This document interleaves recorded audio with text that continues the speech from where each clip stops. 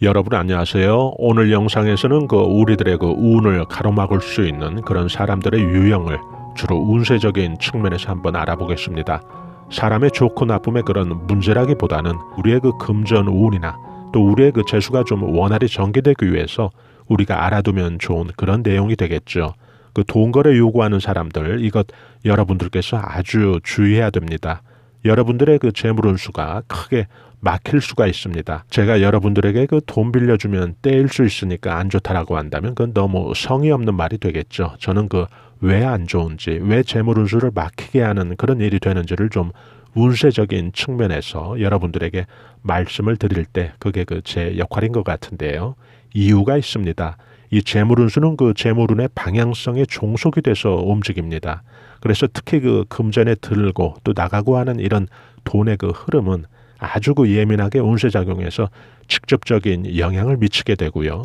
또 돈은 여기서 오행이 금입니다. 우리가 재물운수라고 넓게 표현을 할 때 그때는 오행토라고 하는 외투를 걸치지만은 그것이 구체적으로 돈이나 금전 또 내가 빌려주고 또 주고받고 하는 그런 돈이 된다면 오행 속성이 금이 됩니다.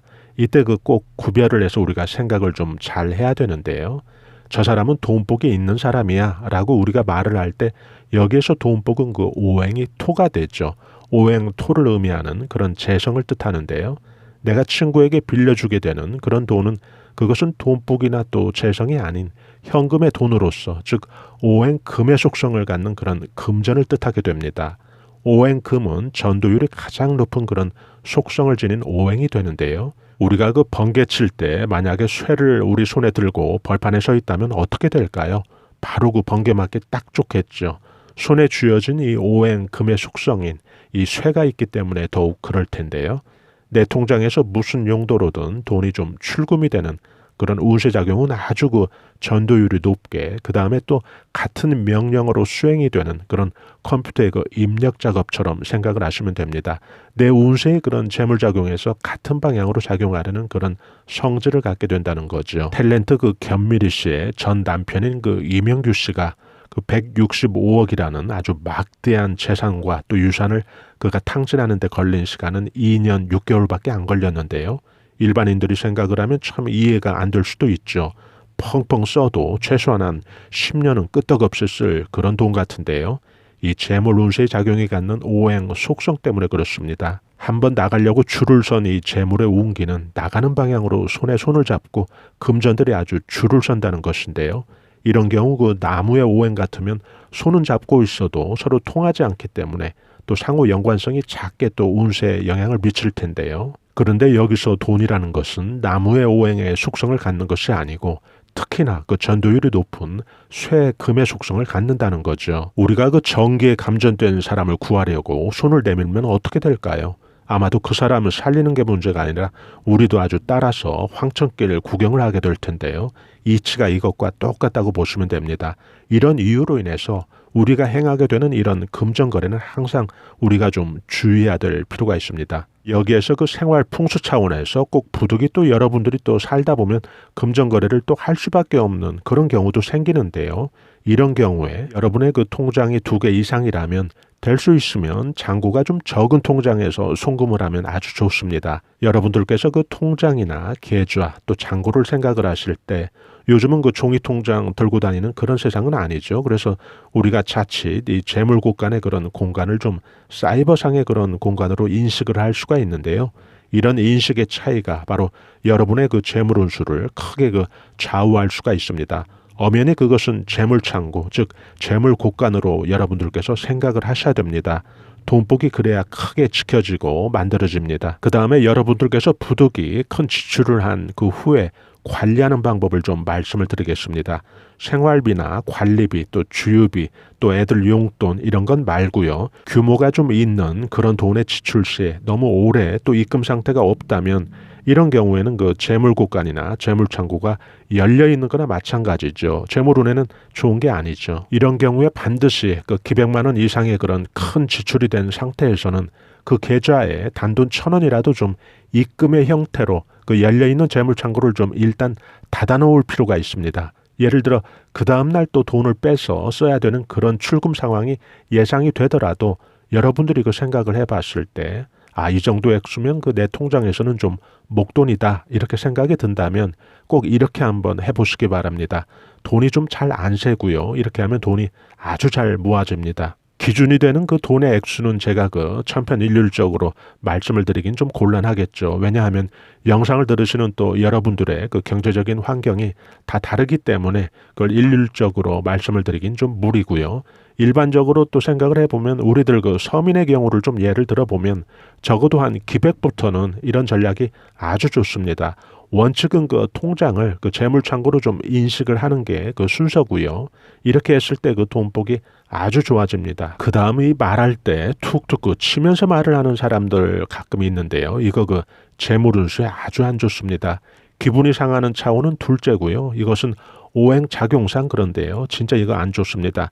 상대방은 그 친근감의 표현으로도 그럴 수 있지만은 나의 그 재물운수에 가해지는 아주 나쁜 작용이 될 수가 있습니다. 툭 쳤는데 어떤 사람이 크게 다치고 예를 들어 또 죽기까지도 하는 그런 경우를 좀 우리가 생각을 좀 해볼 필요가 있는데요. 그 사람의 일진이 안 좋아서 또 그런 일이 생긴 걸까요? 아니면 친사람의 주먹에 살기가 아주 과해서 그럴까요? 이것은 그 오행작용으로 이해하면 아주 쉽게 우리가 이해할 수 있는데요. 손에는 그 모든 오행이 함께 들어 있습니다. 이 손을 그래서 우리가 그 생각하는 것 이상으로 아주 강한 기운이 들어있는 것으로 운세에서는 설명을 하는데요. 이 손이 요리를 한다든지 또 미용을 한다든지 또 그림을 그린다든지 할 때는 그 도구의 역할로의 손이지만은 손은 때로는 우리 몸의 오행이 모두 몰려있는 가장 강한 그런 오행에 힘이 있는 상태에서 또 나쁜 일로 사용을 하게 되면 그때는 이 큰 무기도 될 수가 있는데요. 오행작용의 그 집중 때문에 그런데요. 이 나의 재물복이 가장 또 왕성히 전개되기 위해서는 그 나의 신체에서 그 각기 오행들은 자신의 자리에서 그 적재적소라고 하죠. 그 균형을 유지하는 그런 상태가 제일 필요합니다. 상대가 좀 툭툭 치게 된다면 이건 그 오행 균형이 신체의 그 한 곳에 아주 급하게 몰리게 되고요. 결국 상대의 그런 친근감의 표현으로 인해서 결국 그런 행동이 나의 재물운의 입장에서 본다면 나의 그 재물의 찻잔을 흔들어 놓는 것과 마찬가지가 된다는 거죠. 우리가 그 찻잔에 비유를 하면요. 그래서 안 좋습니다. 그 다음 그 주위의 그 사람의 그 언어 습관에서 좀 비아냥이 그 입에 밴 사람들 우리가 가끔 보게 되는데요. 이런 사람들 그 충분히 그 인간적인 거리두기를 여러분들이 하셔야 좋습니다. 가까이 하게 되면 여러분들에게 그 도움 절대로 안 됩니다. 더 나가서 그 여러분의 운을 막히는 그런 작용이 될 수가 있습니다. 그래서 거리두기가 정답인데요. 운의 기운은 그 교감이 잘 되는 그런 상대방과는 서로 시너지가 생깁니다. 그러나 반대의 경우는 결국 상대방의 운도 막히게 만듭니다. 전염을 생각을 해보시면 또 쉽게 이해들이 됐을 텐데요. 일부러 또 적까지 만들 필요는 없지만 확실히 그런 사람들과는 거리두기를 해야 합니다. 자신의 운이 정체될 수가 있습니다. 비아냥투의 그런 언어 습관은 아주 적대적인 그런 감정 표출은 아니기 때문에 우리가 좀 방심할 수가 있는데요. 이게 더 안 좋습니다. 왜냐하면 그 시기나 질투 또 다툼으로 언제든지 좀 진행될 여지가 아주 다분한 그런 감정 표현이 바로 비아냥투이기 때문입니다. 그 다음은 그 유난히 동물에 대해서 아주 심한 반감을 드러내놓고 표현을 하는 사람들, 이런 사람들 가까이에서 좋을 것 없습니다.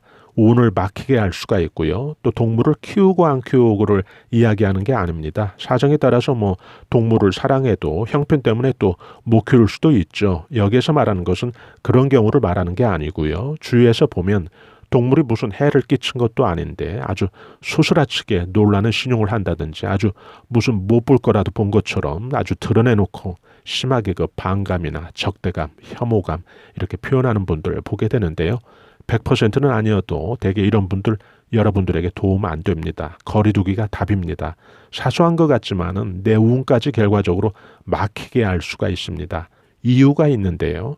우리가 그 운세에서 주로 설명을 할 때 그 음양이다, 오행이다 하는 이런 것들은 결국 거슬러 올라가 보면 자연의 기운을 좀 균형 있게 서로 그 상생의 관계에서 살피는 게 핵심이 되거든요. 이때 말하는 이 자연이라는 것은 모든 피조물이 차별이나 또 적대적 관계가 아닌 서로 상호 존중과 또 배려의 그런 수평적인 균형 또 이런 시각을 말하는데요. 더 나가서 또 그런 자세를 또 요구하는 거죠. 금전운의 발복이라는 것도 여기에서 비롯되거든요. 동물을 대하는 그런 자세가 좀 저렇다고 한다면 그것은 약자의 처지에 있는 피조물에 대한 좀 수직적이고 위압적인 그런 행동이 되는데요. 운세에서 지향하는 그런 작용과는 역작용, 반대의 작용이 될 수 있기 때문에 여러분들이 또 운세 전개에서 여러분들의 그 재물운수에는 순행의 방향성과는 반대의 방향, 즉 역방향이 되니까 운세 작용에서 안 좋다는 거죠. 그 다음은 그 당장 나한테는 잘 해줘도 제3자에게 아주 다른 그런 행태를 보이는 그런 경우인데요. 예를 들어 나한테는 아주 지킬 것 잘 지키고 또 잘 해주는데 보면 그 다른 사람에게는 아주 못되게 하는 사람들, 흔히 그 이중인격일 수도 있고요. 이런 경우도 거리두기가 답입니다. 나한테 지금 잘해주기 때문에 그냥 좋은 게 좋은 거야 라고 넘어갈 수도 있지만은 그 소통과 친교 또 교제, 어울림이 된다는 것은 결국 운세작용은 거기에 머무르지 않고 나의 그 운기에 반드시 그 영향을 미치게 됩니다. 그래서 안 좋을 수가 있는데요. 운세에서 그 설명 들을 때 항상 이런 말 많이 하지 않습니까? 우리가 그 운세가 좀 좋아지고 또 재수가 생기려면 지금 잘 나가는 사람, 지금 돈복이 있는 사람, 좀 의욕적으로 사는 사람, 열심히 사는 사람과 자주 소통을 하라고 하는데요. 그 이유가 있죠. 전화든 문자든 아니면 실제로 만나든 교감과 소통이 되면서 운기도 그때 같이 받을 수 있기 때문에 그것을 권장하는 거거든요. 돈복 있는 사람과 같이 그 있거나 또 소통을 하게 된다면 그 운기와 영향을 우리가 직접적 혹은 간접적으로 받을 수밖에 없는 건 당연한 거죠. 그래서 이게 생각보다 아주 중요한데요. 그 마트에 가서 그 생선 코너에 가서 뭘 좀 사서 온 날과 또 과일 가게에 들려서 과일을 좀 사가지고 들어온 날은 우리 손에 비록 그 생선과 또 과일은 닿지 않았어도 그 우리 몸에서는 또 어느 날은 생선 냄새가 날 수가 있고요. 또 과일을 사가지고 들어온 날은 우리 몸에서 그 과일의 향이 나는 건 너무 당연한 거죠. 그래서 이것을 여러분들이 떠올리시면 아마 이 내용이 쉽게 또 이해가 되실 겁니다. 그 다음은 그 애인들 자랑하는 사람 조심해야 됩니다. 애인이 둘, 셋 돼서 이 애인은 이걸 사주고 저 애인은 저걸 사주고 이런 분들 주위에 있다면 거리두기가 답입니다. 직접적으로 나에게 피해를 주진 않아도 멀리 보면 끝이 결국 좋을 수가 없습니다. 고스란히 작게라도 내 운을 막게 하는 그런 작용으로 필히 영향을 미칠 수밖에 없습니다. 운세에서는 그 복록을 우리가 크게 받으려면 이 적선의 선행이라고 하는 것을 쌓아야 된다고 분명히 또 명시가 되어 있는데요.